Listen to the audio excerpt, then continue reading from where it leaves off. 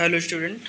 आज हम बात करने वाले हैं एग्रोनॉमी में कुछ महत्वपूर्ण प्रश्नों के बारे में। ठीक है ना। आज के सेशन में कुछ क्वेश्चन होंगे ऐसे जो कि वन लाइनर टाइप के क्वेश्चन हैं, जिनके बारे में बात करेंगे, क्योंकि कल जो है आप लोगों का जो है एग्रोनॉमी का पेपर भी है। तो देखते हैं कुछ क्वेश्चन, जैसे कि देख लेते हैं। पहला क्वेश्चन है क्या कि तंबाकू की पत्तियों में निकोटीन जो होती है कितने परसेंट पाई जाती है? वो पाई जाती है 8%।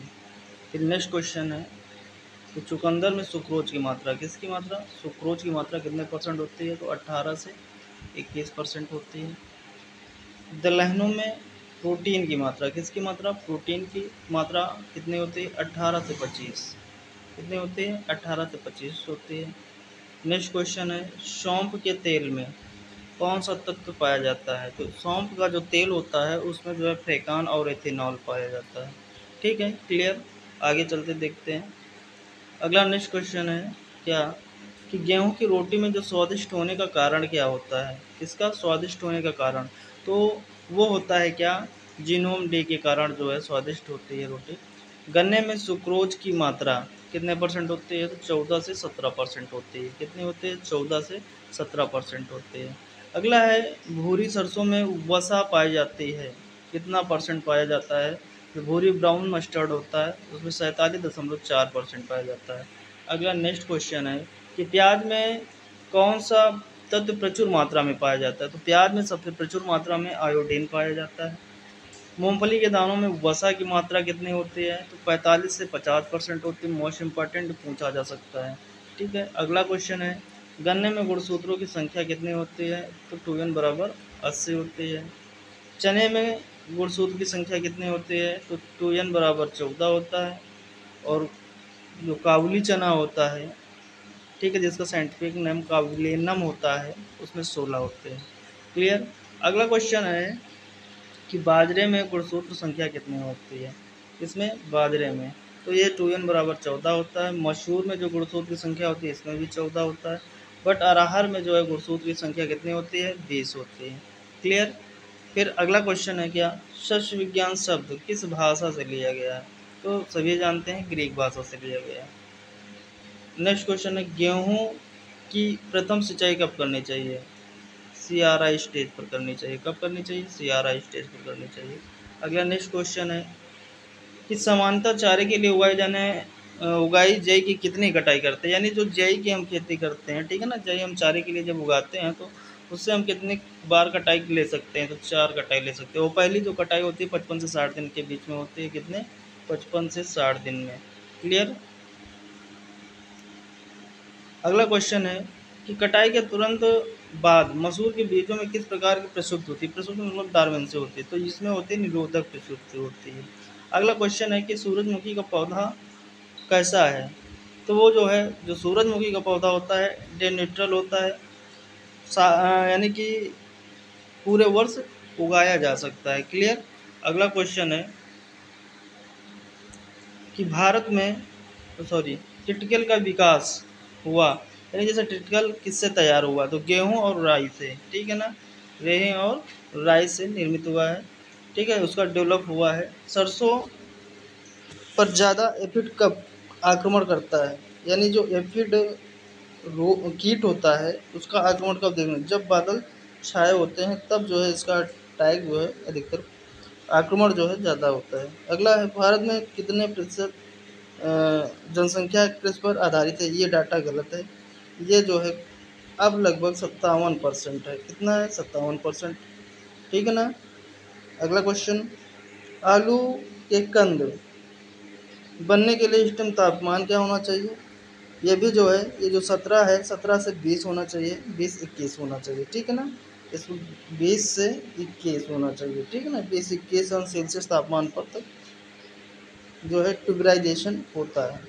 अगला क्वेश्चन है पौधों में नमी की कमी के कारण कौन सा रसायन अधिक मात्रा में एकत्रित होता है?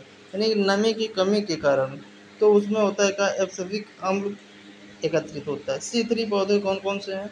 तो मूंगफली है, आलू है, गेहूँ है, सोयाबीन, ये सब C3 प्लांट। C4 प्लांट कौन कौन से हैं? गन्ना है, मक्का है, सूडान है, सूडान क्या है, ये घास है जिसे बोलते हैं नेपियर घास, बाजरा। ठीक है, तो ये सब जो है C4 प्लांट है। अगला क्वेश्चन है, दानों में नाइट्रोजन की आपूर्ति किससे होती है? पुरानी पत्तियों से होती है। ठीक है, अगला क्वेश्चन क्या है कि पौधों की वृद्धि को प्रभावित करने वाले कितने कारकों की पहचान हुई है अभी तक? तो वो है 52। अगला क्वेश्चन है, खाद्यान्न वर्ग की फसलों में फूल आने के साथ साथ वृद्धि में रुकावट को क्या कहते हैं? क्या कहते हैं? परिमित वृद्धि कहते हैं। क्या कहते हैं? परिमित वृद्धि कहते हैं। अगला क्वेश्चन है कि गन्ने में क्रॉप लॉगिंग का विकास किसके द्वारा किया गया? तो C.F. क्लीवेंट द्वारा किया गया। क्रॉप लॉगिंग तकनीक किस देश में प्रचलित हुई? हवाई में हुई।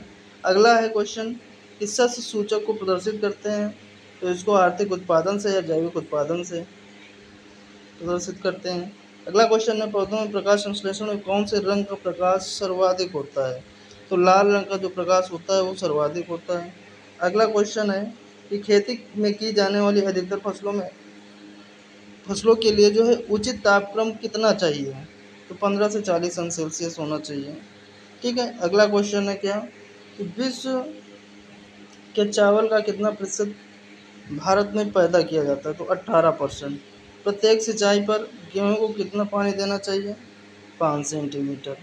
बीज की मात्रा कम होने पर या नया बीज होने पर गेहूं की बुआई करनी चाहिए? डिपलर द्वारा। ठीक है, बीज की मात्रा जैसे कि डिपलर द्वारा जब बोते हैं तो 25 किलोग्राम जो है प्रति हेक्टेयर सीड की ज़रूरत होती है। क्लियर। अगला है, गेहूं में पंख से पंख की दूरी क्या रखते हैं? 22.5 सेंटीमीटर। मूंगफली की फैलने वाली जातियाँ पकती हैं। जो फैलने वाली होती हैं वो जो है आपकी लेट से, और जो कैनिंग मतलब बंच टाइप की होती हैं, गुच्छे टाइप की, वो अर्ली जो है पक जाती हैं। ठीक है, अगला क्वेश्चन है, ये क्वेश्चन इंपॉर्टेंट है नेक्स्ट क्वेश्चन, कि एग्रो हॉर्टिकल्चर में आते हैं क्या? जैसे एग्री लिखा है फिर हॉर्टी लिखा है, तो एग्री हॉर्टी के अंतर्गत एग्री का मतलब हो जाएगा फसलें। याद रखिएगा, ये क्वेश्चन पूछा जाएगा, किसी भी तरीके से पूछा जा सकता है। एग्री का मतलब फसलें होगा, और फिर हॉर्टी का मतलब जो है फल वृक्ष हो सकते हैं। ठीक है, अगला क्वेश्चन क्या, एग्री सिल्वीकल्चर में आते हैं। जैसे कह दिया गया क्वेश्चन में यह हो सकता है, फसल प्लस ईंधन के पेड़ कहलाते हैं, क्या कहलाते हैं? एग्री सिल्वीकल्चर कहलाते हैं। फसलें होंगे और ईंधन के जब पेड़ होंगे तो वो सिल्वीकल्चर कहलाएगा। ठीक है, फिर अगला है एग्री सिल्वी और पाशुरल में आते हैं। क्या? पाशुरल। ठीक है ना, तो इसमें फसलें होंगी। ठीक है, सिल्वी होगा जिसमें पेड़ भी होंगे, पाशुरल चारागाह और पशु, ये चारों चीज़ें जब होंगी तो एग्री सिल्वी पाशुरल आएगा।